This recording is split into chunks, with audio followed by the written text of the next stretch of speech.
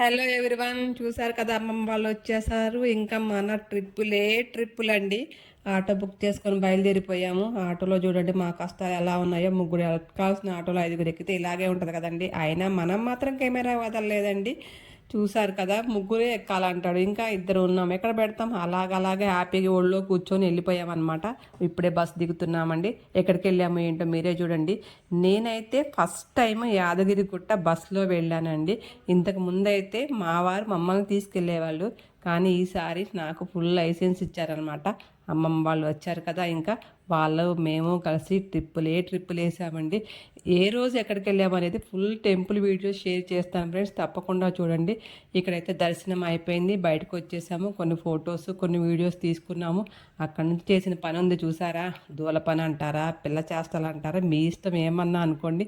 మేము మాత్రం full enjoy చేసామని చెప్తాను. అలాగే టెంపుల్ ఎవరైనా చూడని వాళ్ళు ఉంటే చాలా బాగుందండి, వెళ్ళి స్వామిని దర్శించండి.